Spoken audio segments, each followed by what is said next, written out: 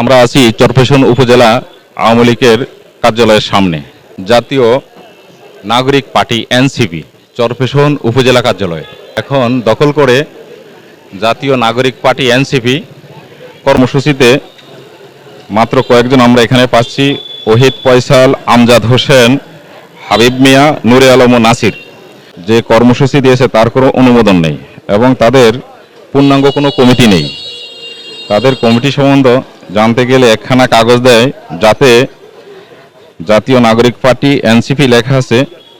কে বা কারা এই কর্মসূচি দিয়েছে তা এখানে দেওয়া নেই। এই অফিসটা কি জাতীয় নাগরিক পার্টির নাকি অন্য কারো ছিল? বর্তমান কি সম্বন্ধে আপনি এই সম্বন্ধে কি জানেন একটু বলেন তো।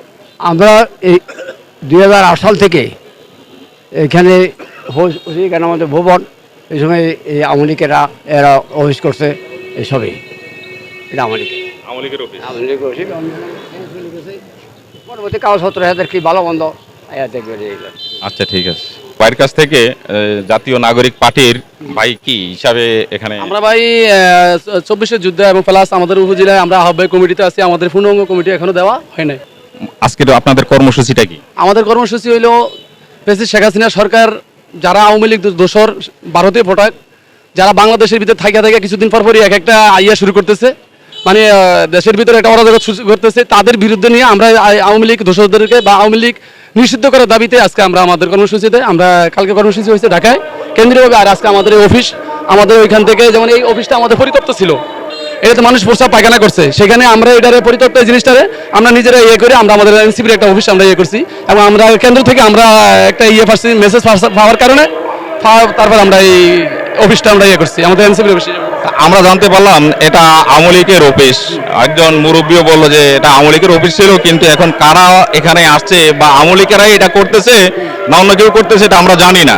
তো অনেকেই তো মনে করে যে এখানে আওয়ামী লীগের পুরানো অফিস, আওয়ামী লীগই আবার হয়তো ফিরে এসেছে, কিন্তু এই সম্বন্ধে আপনি কি জানেন? হ্যাঁ, এটা বলতে হলো মানে আপনারা যাই হোক, এখন কথা হলো কোশ্চেন হইলো যে এটা আওয়ামী লীগের অফিস ঠিক আছে, কিন্তু আওয়ামী লীগ লেখা নাই।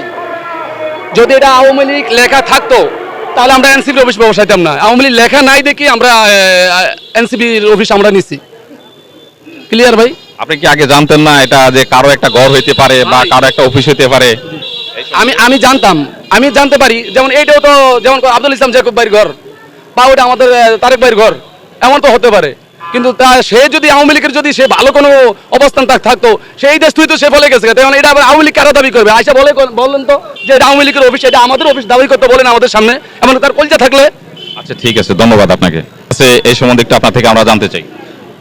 আসলে আজকে এটা একটা জাতীয় কর্মসূচির আওতাভুক্ত, যেহেতু আওয়ামী লীগকে নিষিদ্ধ করার জন্য সারা দেশে সর্বদলীয় একটা কর্মসূচি হাতে নেওয়া হয়েছে, ঘোষণা করা হয়েছে আওয়ামী লীগকে নিষিদ্ধ করার জন্য। এটা সকল দলমত নির্বিশেষে পেয়েছি শেখ হাসিনার। আমরা এখন জানবো এনসিপির উপজেলা সমন্বয়ক আহমদ ফয়সাল ভাইয়ের কাছ থেকে। আমাদের আজকের সেন্ট্রাল নির্ধারিত কর্মসূচির আলোকে আমরা চরফ্যাশন উপজেলার সকল সমন্বয়ের উপস্থিতিতে আমরা আওয়ামী লীগ নিষিদ্ধ দাবিতে আন্দোলন করা।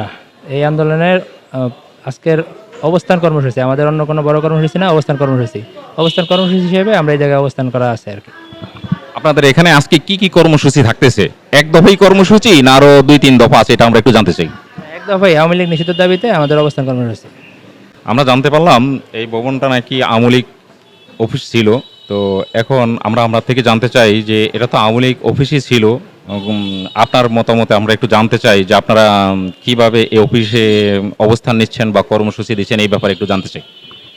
আসলে এটা আওয়ামী লীগদের নিজস্ব কোনো ভবন না। আওয়ামী লীগ ভবনটা তৈরি করছে অস্থায়ী জায়গায়, তো সেই জায়গাটা পরিত্যক্ত অবস্থায় পড়া ছিল। এই জন্য আমরা জায়গাটা পৌরসভার মাধ্যমে পরিচালনা করে আমরা আমাদের দলীয় কার্যক্রম এখানে অস্থায়ী ভবন হিসাবে আমরা পরিচালনা করতে আসছি।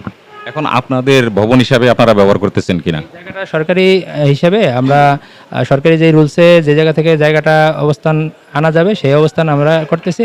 নেক্সট আমরা আপনাদেরকে অবহিত করব যে কোন জায়গা থেকে কাগজপত্র সম্পন্ন করে আমরা কাগজপত্র ওয়েতে আনতেছি।